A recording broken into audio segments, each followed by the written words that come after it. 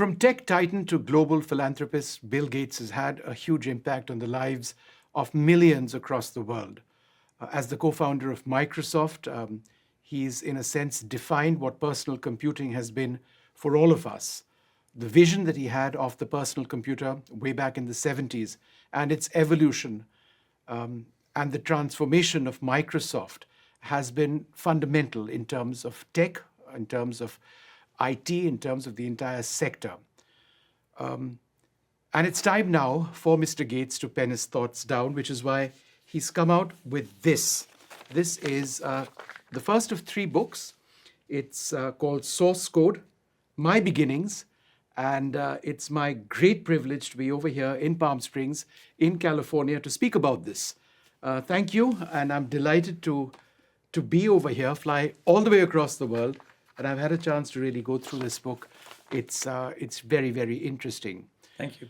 One of the primary themes which I found throughout the book has to do with your own intensity.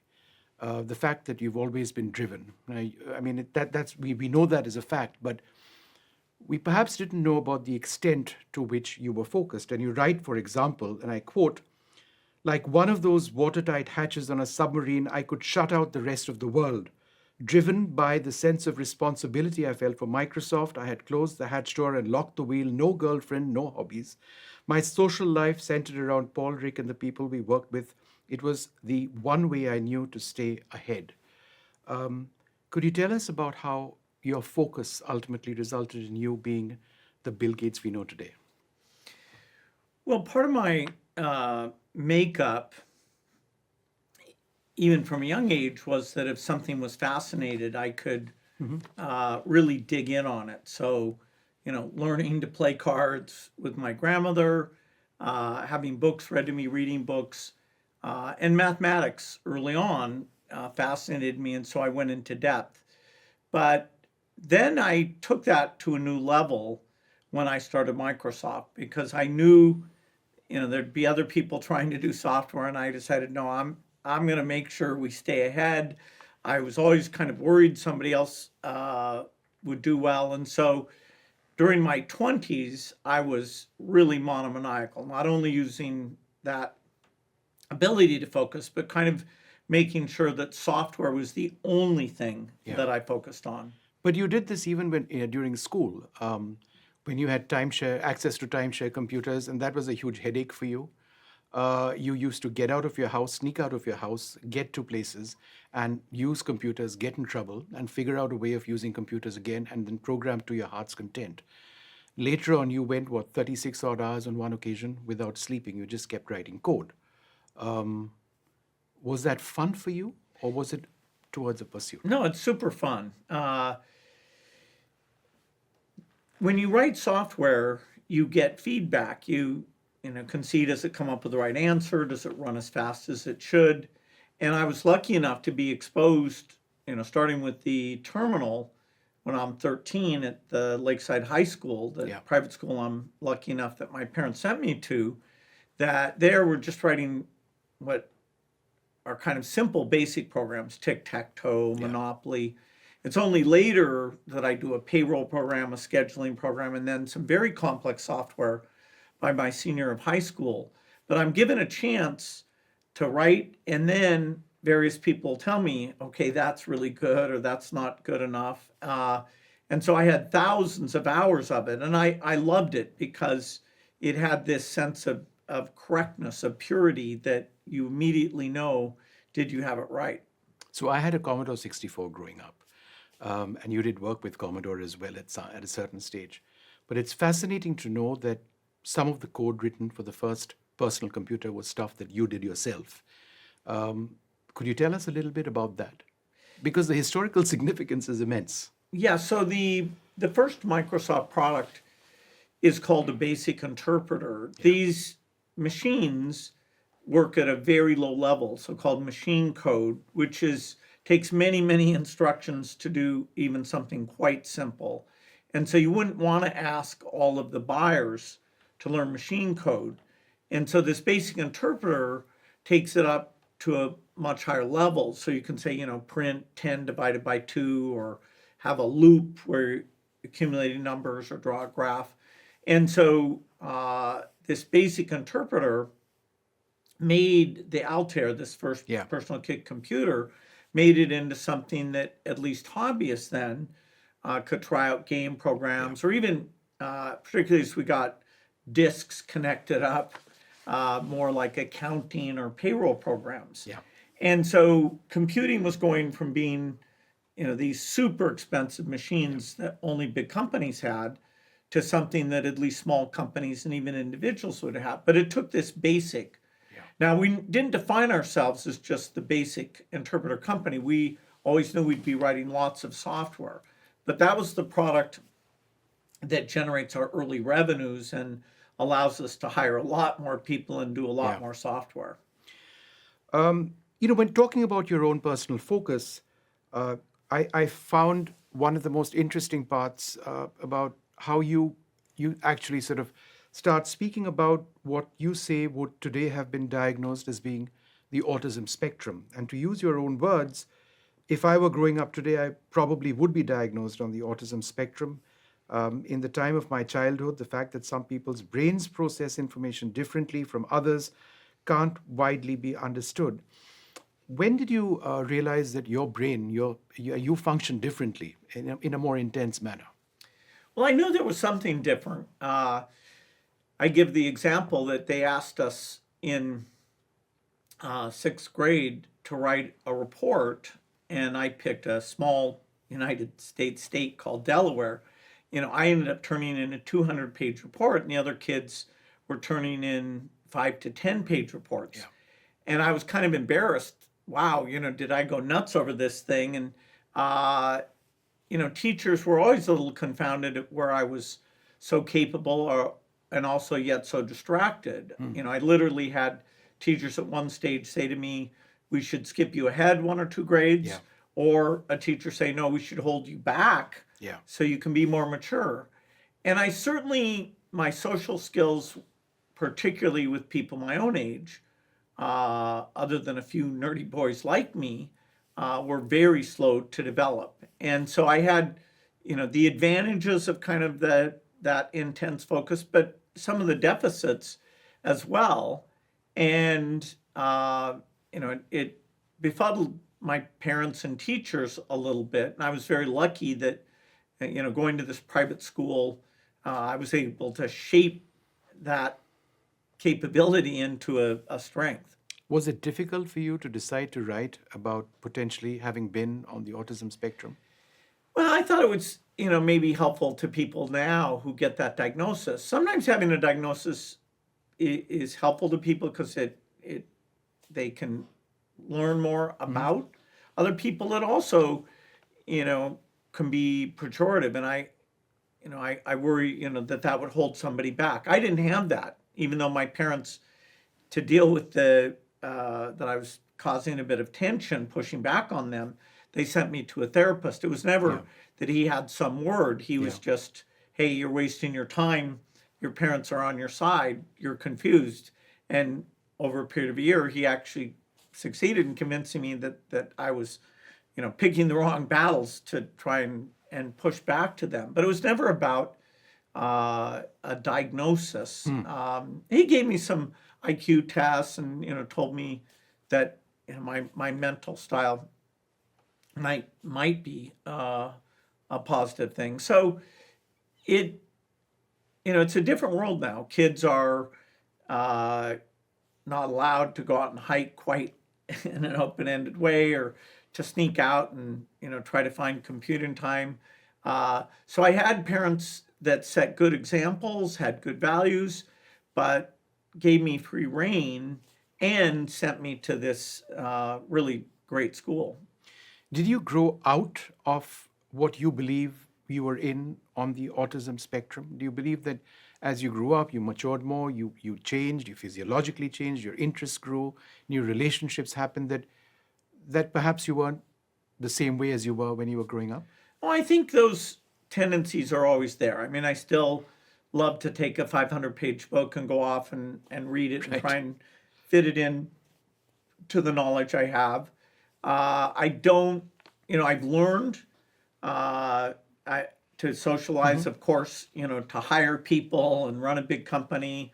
I've had to learn a lot there, but I still like to have time by myself. I would, even as CEO of Microsoft, I would take whole weeks off to just think, to make sure I wasn't getting behind in terms of what the company should be doing. And even now, as I set my schedule, if I've had a bunch of days that are with large groups of people, then I'll pick to have a bunch of days where I'm a bit more by myself. I still rock a bit, which is kind of characteristic of, they call it self-stimulation. So, I have to catch myself because it can make people nervous if I'm sitting doing that. So no, I don't think it ever goes away. It'd be harder to diagnose now because it's less acute, and I've learned, how to shape my behavior. Yeah. Another huge theme in the book, of course, is friendships, various friendships. But let's start out early. Your closest friend was Kent. And you associated with him, you got on very well with him, you found him to be similar with, in many ways with you. You went on long cruises with him. And then you lost him. And you write, I had retreated into myself, watching a slideshow in my mind's eye, taking through images of recent days, grasping for evidence that what I had heard wasn't true. He died tragically. Could you tell us a little bit about the loss you felt?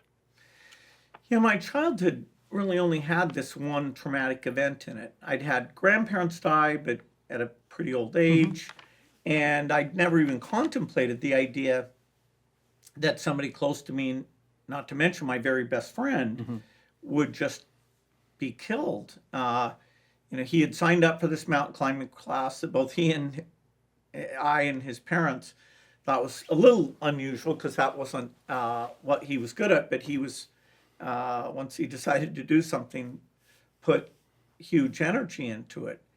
And it was just so shocking. The headmaster called me up, made sure my parents were with me.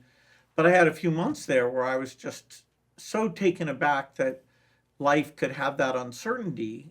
Who else would die or disappear? And he, was kind of a wonderful kid who I owe a lot to, because the idea of thinking about what career we would engage in, did ambassadors make good money? Did generals? Did scientists? Did CEOs? He got me reading business magazines that I think was very helpful. And the only thing that really consoled me at all, because I threw myself into my work a few months later, was realizing that for Kent's parents, he was irreplaceable. Yeah. I was lucky enough that I reached out to Paul Allen, who was 2 years older than me, and he sort of came in and, in his own way, became the person that I was going to pursue this, digital dream with, even to the point of coming back to Boston to be there to constantly saying, hey, maybe you should drop out. Yeah. And so I got over it, but it's still the one really sad thing I had to deal with. He died in a hiking accident. Exactly. And hiking was a huge part of your life. So that's another facet. On the one hand, there's Bill Gates, struggling to find time, running away, writing code, figuring out the future of the PC, doing great at math and the sciences, and in fact all subjects at one stage. Eventually, yep.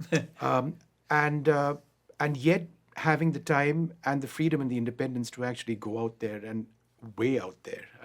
I wouldn't allow my kids to sort of be as far out as you went. How was that a big part of growing up? It's fascinating because I loved spending time with those kids. I wasn't a particularly good hiker. I was the least enthusiastic of the group. Whenever there was going back. A vote of, okay, how far should we go? When should we go home? I was like, go home now, go the least distance. And they would give me a hard time. But the fact you were out there by yourself, the food probably was crummy, but it tasted really good. And having multiple groups of friends that I was slightly viewed in a different way at school versus a summer group I was part of in this hiking group. And the area I grew up in actually has pretty amazing hiking opportunities. Uh, and and so that was valuable to me. And the anecdote I relate was during those long hikes that I didn't enjoy, I would go into my mind and try and figure things out. And on one day, a particularly grueling day, I thought about a pretty complex piece of this basic interpreter and came up with what I was thrilled was kind of an elegant solution. And so even though it's like 4 years later, when I finally say, oh my goodness, this first personal computer is coming out, I was able to go back and write this part really quickly because I had thought it through and way on that hike. Could you describe the tension that you felt when you wrote page after page of code? You punched it into the system and it would either work or crash. I mean, that was part of the entire experience. Well, I wasn't love it? that feedback. I mean, if you write a long paper, you have to wait till the teacher looks at it. Maybe they don't spend much time or maybe they don't appreciate it. With software, it's just this black and white, non-subjective, wow, you got this right. So even more than math, it's there. Yeah. A question on C Cubed, where you spent a lot of time as a kid, and they started to shut down ultimately, and you were still working over there. And I found this interesting. Paul and I were at C Cubed, frantically working on our projects, even as movers packed up everything that wasn't nailed down. At one point, they swiped the chairs from beneath you. So you were on the floor. Yeah, no, they said stand up, and so we're working, and then we realized, hey, those guys just rolled the chairs out to a truck. This bankruptcy thing, sadly, is happening. Now we were scrounging computer time, and that was after we'd used up all the money that the high school had, getting free time at that company because they were able to defer the rent payment if we found problems. That was our second. We weren't paid, but it was computer time. And then once that went away, then we offered to do a payroll program for another company. So that became our third chance that we got lots of early experience. Yeah. Let's talk about Paul Allen. You write a lot about him, 2 years older than you, the co-founder of Microsoft. Let's first talk about that 60-40 split. And you put it down on a piece of paper and said, Paul, I need you to agree to this. Was that a potential make or break point in your friendship with him?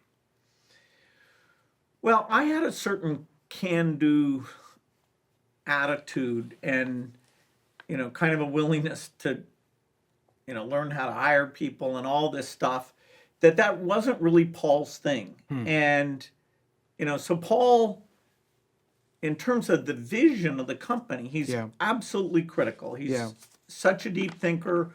There's really only two people, Paul Allen and then later Steve Ballmer, who if I hadn't had them, the company might have never really succeeded much at all. And even when Paul saw this idea of the chips getting better, he was the one who read Electronics Magazine and said, what do you think of exponential improvement? And I said, you've got to be kidding. That can't be. And then he showed me, and sure enough, that's what Gordon Moore said. And in fact, that really did happen, even though in most areas of human endeavor, that just can't happen. So, I have to give him a lot of credit, but there wasn't going to be a company unless I dropped out and started to do all these things. And so I didn't feel that bad about the 60-40. There was a point where I pushed it even beyond that, that I do feel guilty about. I gave that extra share back. When we hired Steve, I used those extra shares to fund Steve Ballmer's fortune because I had thought about it. But, I worked so closely with Paul, and Paul always worked for me. I was always pushing him to work longer hours. So it's one of those super close, but, every once in a competitive while. as well. Well, he worked for me. And Yeah. I was younger, and I was never satisfied with his working hours. And, sometimes our arguments were where we came up with our best ideas. So it was a great relationship. Yeah. But, the truth is it had its ups and downs. Like I think all these intense business partnerships do. The dynamic between Paul and me had always been complicated, a blend of love and rivalry, similar to how brothers might feel. Is that how you've always seen him as a Oh, brother? definitely. Or, I mean, he was the one who decided I should get drunk one night. He decided I should smoke pot. I mean, he definitely was a more experienced person. But, the dynamism of, okay, how do you, build a company and do all these other things, he counted on me that I had this kind of, hey, I can figure all that stuff out attitude. And he helped with all the strategy. You spoke a few minutes back about the chip and the evolution of the chip. I mean, that ultimately transformed everything for so many people. So in the fall of 1972, Paul and you ended up in South Seattle in an industrial area, telling a sales guy you wanted to buy a single Intel 8008 chip. How was the 8008 revolutionary in a sense, and how did it lead to so much more? Well, so the computers that we used at first were built of these discrete components, first vacuum tubes, but then discrete transistors. And they were like hundreds of thousands of dollars. Even the super limited ones called mini computers, like the DEC PDP-8, were like tens of thousands of dollars. And so then on the West Coast, where Fairchild and Intel are starting to put more and more transistors onto a single chip, they realize at some point they can do a full-blown computer. Now, the 8008 was almost good enough. And so, Paul, that comes out in 1971. We buy one, as you said, in early 72, and use it for a very limited thing where we did graphs of traffic patterns. But I told Paul, that chip is not good enough to do a basic interpreter. Then in 1973, while I'm back at Harvard, Paul's moved back to Boston, the 8080, which is the next generation, comes out. And that was much better than this mini computer. And yet, it's a chip for a few $100s.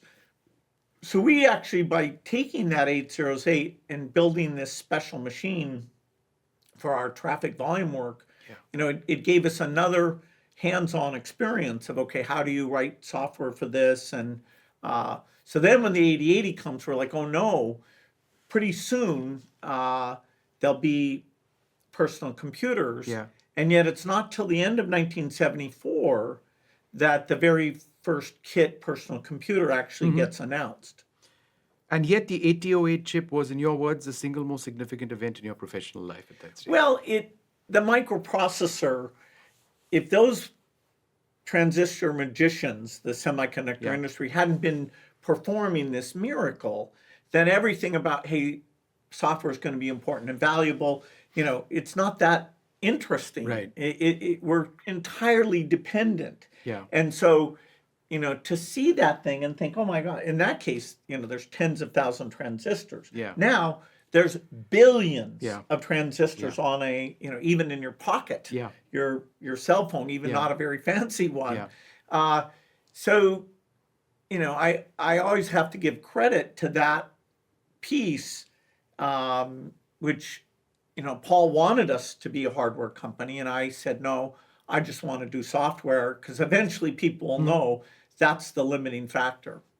The Altair computer also defined so much of your experience in maturing as a code writer, in learning the dynamics between being a software professional and hardware.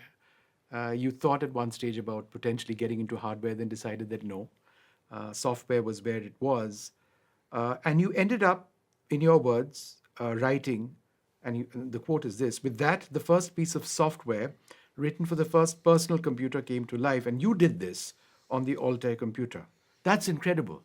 And this is yours. And, when one talks about Microsoft, it's such a huge company, but But way before Microsoft, you did this, and this was a huge step towards where we are now, right?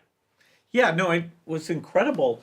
The guys who built the computer, it was a kid computer, and they hadn't assembled very many of them, so they built one, and we created, it was actually a paper tape of the software that Paul flew back and figured out how to load it into their computer. And so not only were Paul and I amazed when it worked the first time, Yeah. because we had merely simulated the 8080 on a very big Yeah. computer, the people whose computer it was, they were amazed because they'd never seen their computer do anything. Yeah. So even when we go, 10, print 2 plus 2, run 4, even that was like, I can't believe it, and then Paul did a bunch of programs, and, that was kind of a monumental moment because we'd been thinking it through and now it actually worked.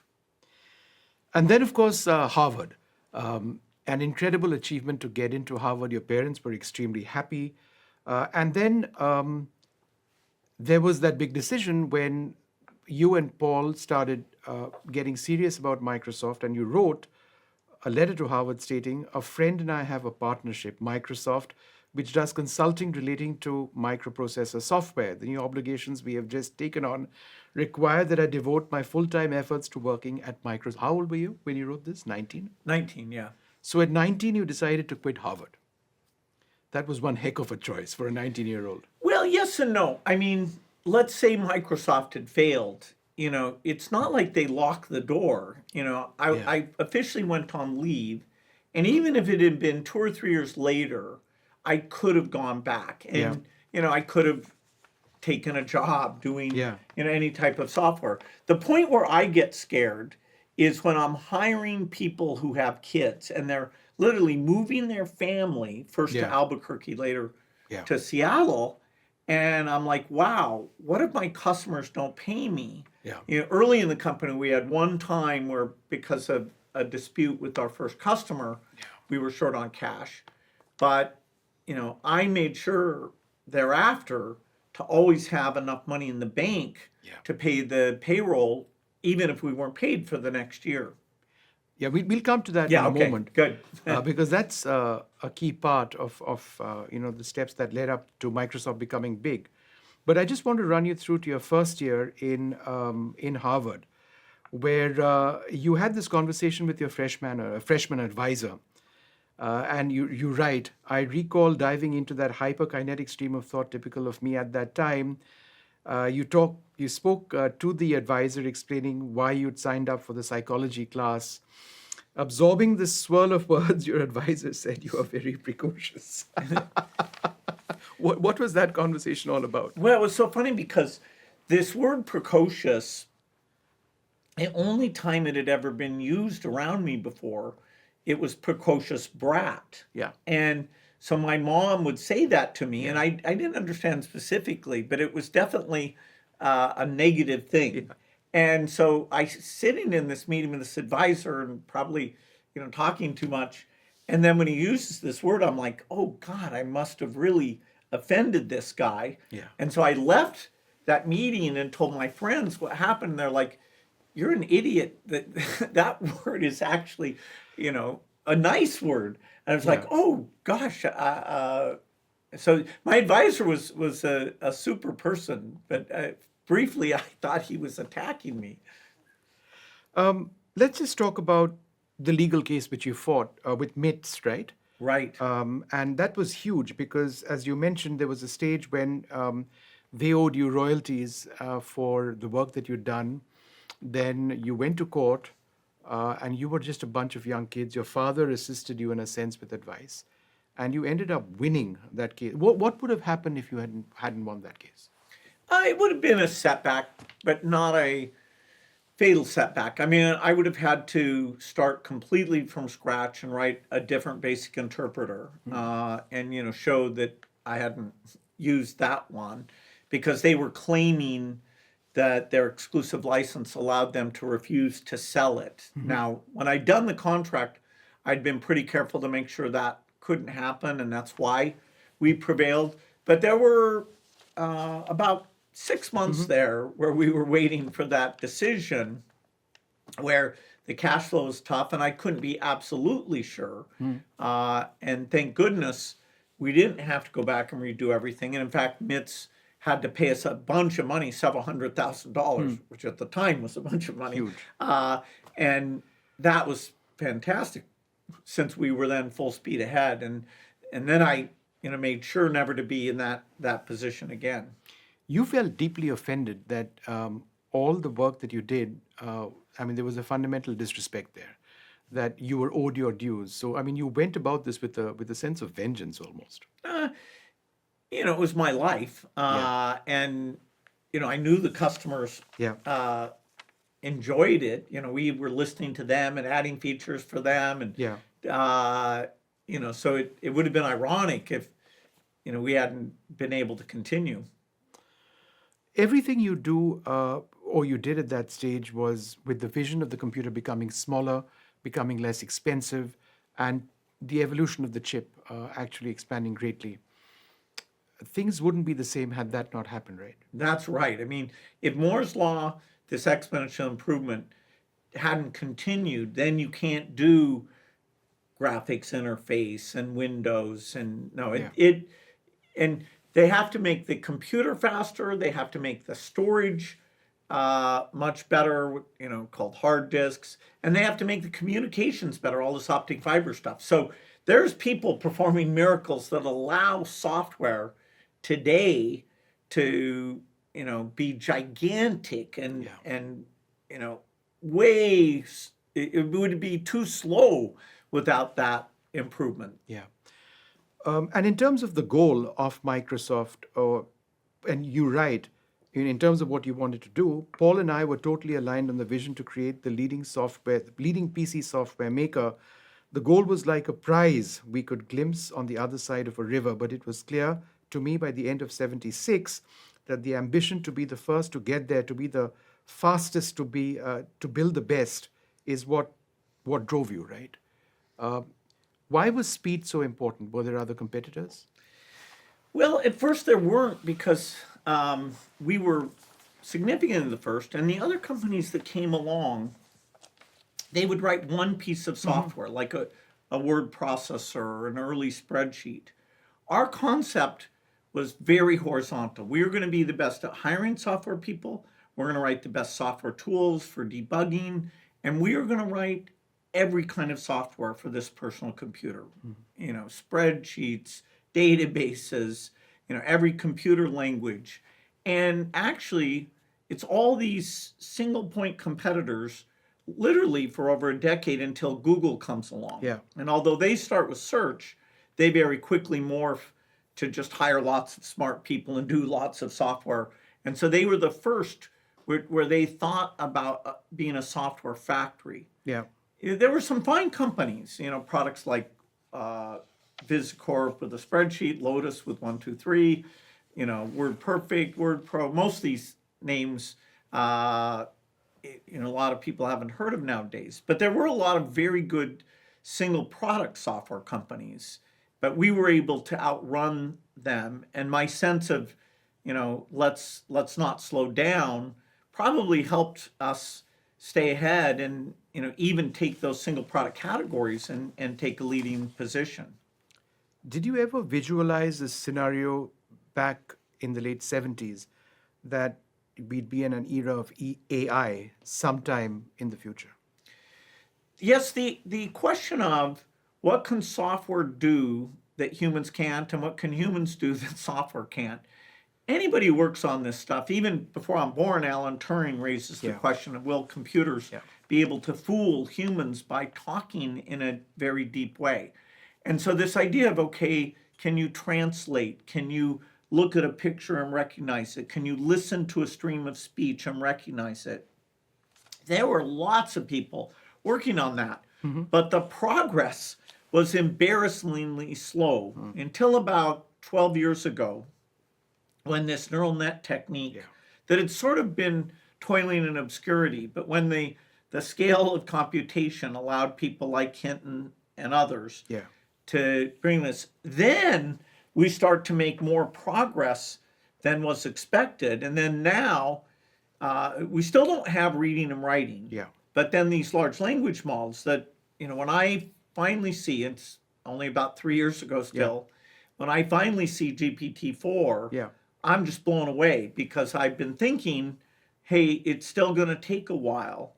And I consider that demo with Sam Altman, Greg Brockman, the OpenAI people, as impactful to me in terms of what's coming as my sitting at Xerox PARC, which had one of the first graphical interface machines, and an amazing person that I later hired, Charles Simone, showing me how he had done a graphics word processor. So AI, has always been the obsession, and now it's really happening. Is there anything that worries you about AI? I ask that specifically because there are coders and software professionals who've interacted with AI and claim to have discovered sentience. Now, others would say, look, a machine can't have sentience. But how smart is the machine getting when it responds in a way which you and I might say, that was an emotional response? There's no upper bound to how good AI can get. And so AI is both extremely promising to help us in education and healthcare and scientific discovery. I mean, it's mind-blowing how good it's going to be and how it's going to help us. But that is also scary because since it's happening very quickly, within one generation, and we don't think there's any upper limit. Now, people look at it today and say, yes, some of the things it does are very clever, but isn't it still sometimes also very stupid? And that's right, it is. We haven't solved some of the error making, and that's what the big focus is on now. Even, very recently, OpenAI with an approach called O3 is starting to get rid of some of that. Will we solve all that error stuff in the next year? Will that take 5 years? I don't know, but it'll get solved. And so, yes, I am concerned that AI, even though it lets us do so much more, we're going to have to take and shape it in a positive way, make sure that criminals aren't using it, or make sure it doesn't get used in weapons in a way that triggers wars. This is a tricky piece of technology, even though there's no stopping it. And legislation obviously is key. It is. I mean, who legislates? Of course, that'll be country by country. And, like with nuclear weapons, ideally we get countries cooperating with each other, to understand, okay, what should the limits be, and how do the good guys stay ahead? I just wanted to focus a little bit on what the Gates Foundation has been doing in India with AI, including in the state of Orissa, where you're using AI in the field of agriculture. When I spoke to you a few months back, you felt that project had a lot of potential. Could you tell us how that's going? Yeah, so all of the Gates Foundation AI things, it's fair to say it's an early stage. But the idea that you can take a farmer and a knowledge about, okay, what land do they own? What's the weather forecast for that land? What's their history of seeds they use and the productivity? What do we know about disease?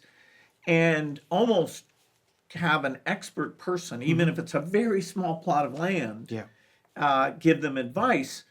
We're starting to see that. Both the federal government and the state government there have been very innovative at gathering the data together and labeling it appropriately so the farmers know how to handle the advice. But they're already, seeing less crop disease. They're even using less pesticide because they know that they can get a timely warning when they need to do that. And so that's an example that's already helping the poorest farmers, and in the face of climate being less predictable, a very necessary thing. You've also had the occasion of meeting Prime Minister Modi on a couple of occasions. He's fascinated by technology. What did you talk about in terms of technology? Well, the Prime Minister is trying to make sure India takes its incredible capacities and, is really out at the forefront. And so, India's has, with things like Aadhaar, been a wonderful model. In fact, we work with the Indian government and people like Nanda Nilekani to make sure that some of those ideas are available to other countries because it's a very empowering set of tools. In education and health, there's so much more that can be done. The idea of taking the ultrasound and seeing with the pregnant woman, is this going to be a difficult delivery? And if so, make sure that she gets to a hospital where something like a C-section can be done. Or if not, then it's not necessary, and she can stay in the local community. And we have a lot of partners in India that we're encouraging them to move quickly because whenever you have a shortage of great doctors, the idea that you can make doctors more productive or even give patients information in between their visits to doctors can improve lives immensely. And is that what you spoke to Prime Minister Modi about, the potential of India's digital backend, whether it's Aadhaar or AI in health? Or I'm just curious to know what... That's always a key topic. I mean, in the cabinet, you have a lot of people who are very impressive. They come from the computer industry, and so they can follow through on these things. India has, in the agriculture area, a lot of research, because these weather changes are very challenging. And so we've been able to take the government's goals in health and agriculture and see how we can help accelerate those. Although historically AI was not part of that, I'd say the majority of our projects going forward will have some element of AI. Just one or two more questions. You write in your book, it's impossible to overstate the unearned privilege I enjoyed. To be born in the rich United States is a big part of winning a lottery ticket, as is being born white and male in a society that advantages white men. Hasn't this changed dramatically in your industry in the United States, where you find so many people of Indian origin at the topmost levels and really defining where this industry is going? Yeah, I mean, people sometimes have talked about, is there discrimination against Asians, but not much. I don't think Microsoft people would say that. It's a very talent-oriented industry, and if you're going to criticize it, it's probably there's certain personalities that if you're not, tough at sticking up for your work, so probably some talented women weren't given the opportunity they should be. The companies now are, very aware of that and trying to do a lot better. Yeah. But even if you're a male, if you're kind of shy about pushing your ideas forward, were we able to listen? Yeah. At the beginning, you're best at managing people like yourself. Yeah. And so my early team of people, I hired people not like me in terms of diversity, but like me in terms of behavior. Yeah. And now we've gone beyond that, but we always have to be vigilant. Yeah. There's Bill Gates, the ruthless professional, driving a business which obviously is profit oriented, and that's perhaps the way businesses should be. And then there's Bill Gates, the philanthropist. And then somewhere up there is your grandmother, who's been a big influence on your life. I thought it would be interesting to speak about her because when it comes to the belief in giving and sharing, these are values you got from her perhaps more than anyone else. Is that right? Yeah, I think she was quite religious. And then both of my parents set examples of volunteering lots of time, being very engaged in the community.